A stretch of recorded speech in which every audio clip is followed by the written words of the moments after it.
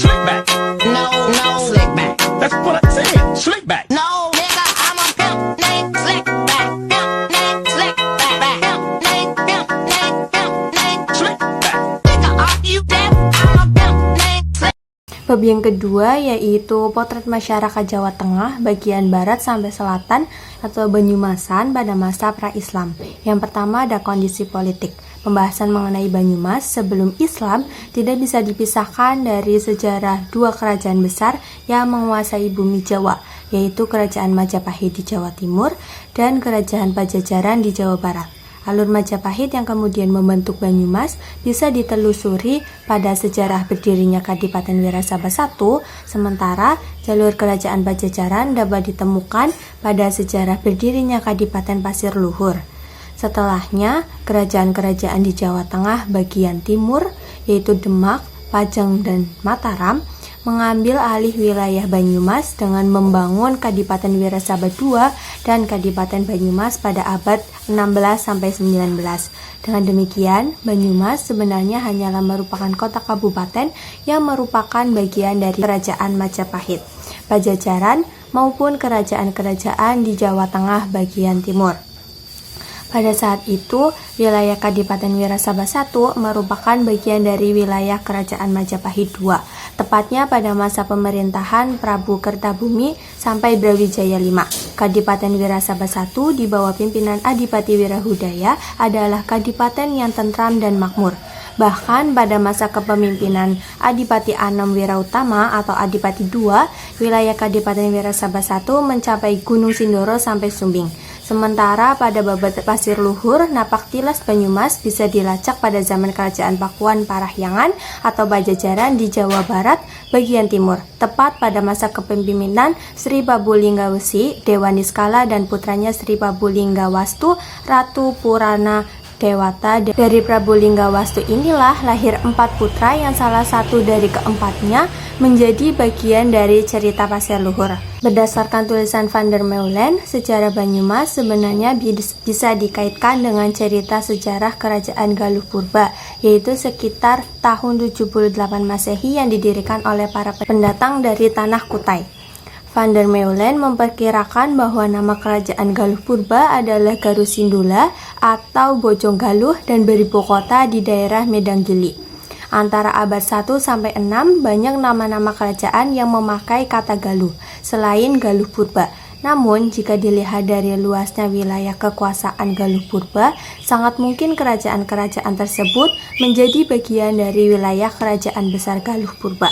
Salah satunya yaitu Kerajaan Kalingga yang berlokasi di Bojong, beribu kota di Karangkamulyan. Berdasarkan babat Pustaka Raja-Raja I di Nusantara, terdapat 3 wangsa yang berkembang pada abad 7-8, yaitu Wangsa Kalingga, Wangsa Sanjaya, dan Wangsa Shailendra. Jika di lereng Gunung Slamet, muncul Kerajaan Galuh Purba yang melahirkan Kerajaan Galuh Kalingga sebagai penerusnya, maka di Jawa Barat juga berkembang Kerajaan Salakanagara pada abad 130 sampai 362 Masehi dengan penerus suksesnya Kerajaan Tarumanegara. Kerajaan Tarumanegara berkuasa di bagian Jawa Barat dan beribu kota di Sundapura atau yang sekarang Bekasi. Pada saat Prabu Purnawarman memimpin Kerajaan Tarumanegara, Kerajaan Galuh Purba berpindah dari lereng Gunung Slamet ke Galuh Kawali dan menjadi bawahan dari Kerajaan Tarumanegara. Salah satu penyebabnya adalah semakin kuatnya kekuasaan dinasti Shailendra kala itu. Dalam perkembangannya, banyak dari keturunan Galuh Kawali yang menikah dengan keturunan Galuh Kalingga. Akibatnya, beberapa raja yang memimpin Galuh Kawali adalah keturunan Kerajaan Kalingga. Seiring dengan melemahnya kekuasaan Kerajaan Tarumanegara, pada tahun 669 Masehi, Kerajaan Galuh Kawali semakin menunjukkan eksistensi dan kekuatannya. Puncaknya yaitu Raja Galuh Retikandayun melakukan pemberontakan dan berhasil merebut kekuasaan dari Kerajaan Tarumanegara. Kalah dengan Kerajaan Galuh Kawali membuat Kerajaan Tarumanegara memindahkan pusat kekuasaannya ke daerah Sundapura dan mencoba membangun kembali kekuatannya di sana. Situasi ini kemudian dimanfaatkan oleh Reti Kandayun untuk merubah kerajaan Galuh Kawali menjadi kerajaan Galuh yang merdeka dari kerajaan Galuh Kalingga. Kerajaan Kalingga yaitu kerajaan yang menguasai wilayah selatan Gunung Slamet adalah kerajaan Buddha, di mana salah satu pendirinya yaitu Putri Maharani Sima, keturunan dari negara Orissa di India. Sekitar tahun 732 Masehi, salah satu keturunannya yaitu Sanjaya menggantikan menjadi Raja Kerajaan Kalingga bagian utara yang kemudian menjadi cikal bakal bumi Mataram yang beragama Hindu. Pada tahun 770-an, kekuasaan dinasti Sanjaya runtuh oleh dinasti Shailendra yang beragama Buddha. Kepemimpinan Rakai Panangkaran atas Kalingga menjadi titik awal peralihan kekuasaan dari dinasti Sanjaya ke dinasti Shailendra atas Medang Kalingga. Bahkan hegemomi kekuasaan dinasti Shailendra ini mencakup hampir seluruh wilayah Jawa hingga kerajaan Sriwijaya di Sumatera. Di tahun 840-an, pamor dinasti Sanjaya bangkit kembali dengan munculnya Rakai Pikatan sebagai Raja Medang akibat hasil pernikahannya dengan salah satu putri mahkota dinasti Shailendra, yaitu Pramowardhani. Di era Rakai Pikatan, pusat pemerintahan dipindahkan dari Medang Kamulan ke Memerati di daerah Kedu. Namun, akibat dampak dari letusan dahsyat Gunung Merapi, pusat kerajaan akhirnya dipindahkan ke wilayah Jawa Timur. Perpindahan kerajaan Medang ke Jawa Timur inilah yang kemudian menjadi cikal bakal berdirinya kerajaan Majapahit di abad-abad berikutnya. Jadi dapat disimpulkan sejarah sosial politik dimulai sejak Banyumas menjadi wilayah periferi dari beberapa kerajaan besar seperti Pajajaran, Majapahit, Demak, Pajang maupun Mataram. Kemudian kondisi geografis wilayah Banyumas yang terisolasi oleh pegunungan di sepanjang utara hingga selatan semakin menjadikan Banyumas tidak strategis untuk menjadi pusat kegiatan sosial politik pada waktu itu. Nah, hal inilah yang menyebabkan masyarakat Banyumas memiliki bahasa dan karakter yang coak, bloak, ndobos, ndopok, dan lain sebagainya. Pada bab ketiga ada islamisasi di wilayah Jawa Tengah bagian barat. Yang pertama ada peran Wali Songo. Sebenarnya sangat sulit untuk melepaskan dimensi mitos dari diskusi mengenai keberadaan Wali Songo dan peranannya dalam penyebaran Islam di Nusantara. Bahkan tidak jarang opini-opini yang muncul tidak bisa dipertanggungjawabkan secara akademik sehingga memunculkan perdebatan di kalangan masyarakat. Contohnya pada kisah tentang Syekh Siti Jenar dan kematiannya yang menunjukkan bagaimana sejarah Wali Songo dan penyebaran Islam di Indonesia syarat dengan beragam perspektif. Pada era Majapahit berkuasa, konflik ini justru semakin menguat dan melahirkan beberapa kali pemberontakan pada masa Majapahit yang dipimpin oleh Prabu Jayanegara.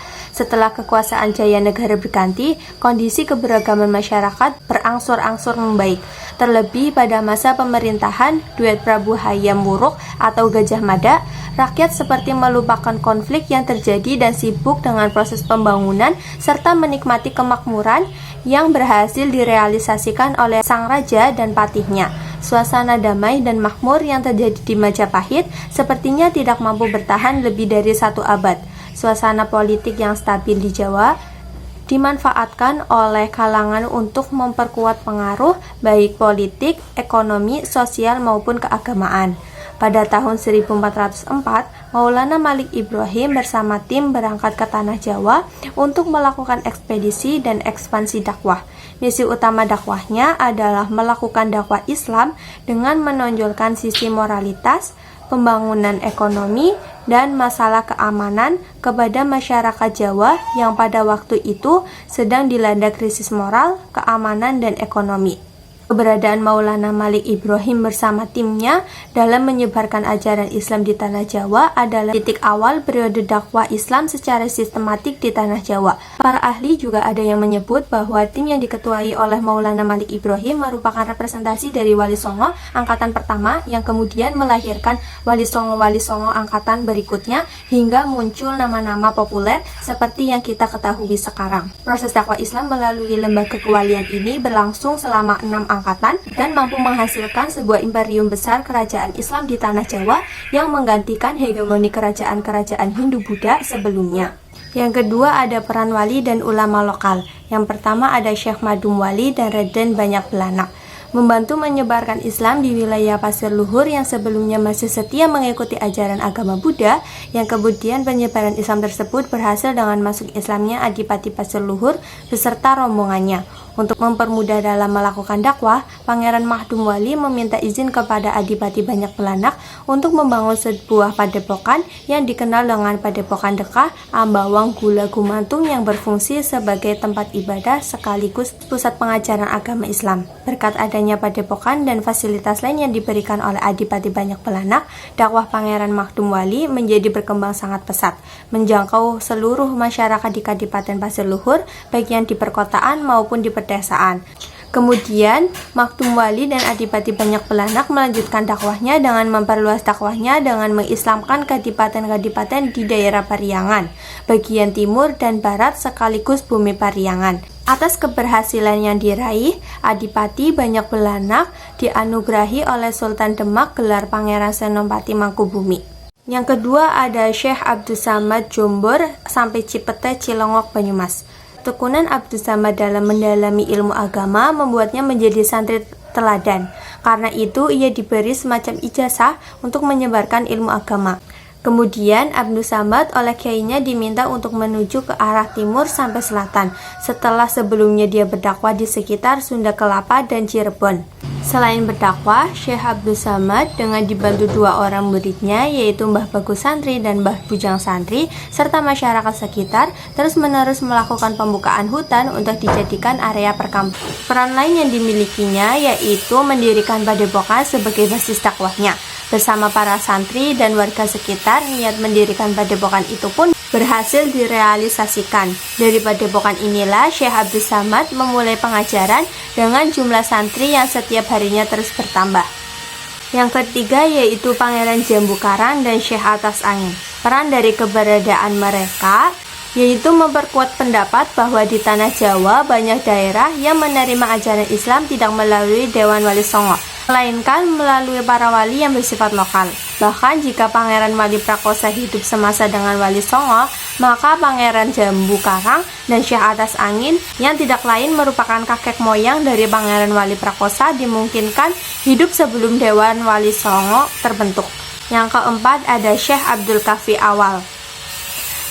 Beliau adalah pendiri dari Pondok Pesantren Somalangu di Kebumen yang merupakan salah satu pondok pesantren tua di Indonesia sejak tahun 1475 Masehi. Memasuki usia 17 tahun, Syekh Abdul Kafi Al-Hasani pernah menjadi panglima perang di Yaman sekitar 3 tahun. Setelah itu, pada usia 24 tahun, Syekh Abdul Kafi Al-Hasani memulai misi dakwahnya ke Tanah Jawa. Beliau mendarat pertama kali di Pantai Karangbolong, Kebumen. Setibanya di sana, beliau berusaha menaklukkan dan mengislamkan Resi Darapundi di daerah Candi Karanganyar, Resi Chandra Tirto di desa Candi Wulan, serta Resi Danu Tirto di desa Candi Mulyo. Kemudian melanjutkan dakwahnya di Surabaya dan ikut membantu dakwah Islam di daerah Ampel kurang lebih 3 tahun. Atas perintah Sunan Ampel, Syekh Abdul Kafi Al-Hasani diminta untuk membuka pesantren di daerah Sayung, Demak. Kiprah beliau di Sayung tergolong sukses. Ini terbukti dengan banyaknya masyarakat Demak yang memeluk Islam. Bahkan beberapa penyebar Islam di daerah Kudus sempat meminta beliau untuk pindah ke Kudus guna membangun pesantren. Yang ketiga yaitu Islamisasi periode akhir. Yang pertama, tarekat dan ekonomi batik. Pada masa keemasannya antara pertengahan 950 sampai 960, Sokaraja menyumbangkan sebagian besar produksi batik Banyumas. Dinamika gerakan tarekat di Sokaraja berkaitan erat dengan perkembangan pengusaha batik pribumi karena biasanya para guru tarekat biasanya adalah para pengusaha batik yang sukses. Contohnya yaitu Kiai Rifangi, ia adalah pengusaha batik kaya, dan juga seorang guru tarekat Naksabandiyah Kholidiyah dengan jaringan yang sangat luas. Kejayaan para pengusaha batik Sokaraja berakhir sejak naiknya Orde Baru pada pertengahan 960-an. Hal ini karena para teknorat yang menjadi tulang punggung perumusan kebijakan ekonomi saat itu segera mencakup berbagai privilege yang dinikmati GKBI. Kebijakan Kopasar ala teknokrat ini segera memukul para pengusaha batik Sokaraja sehingga menjadikan batik ini hampir punah.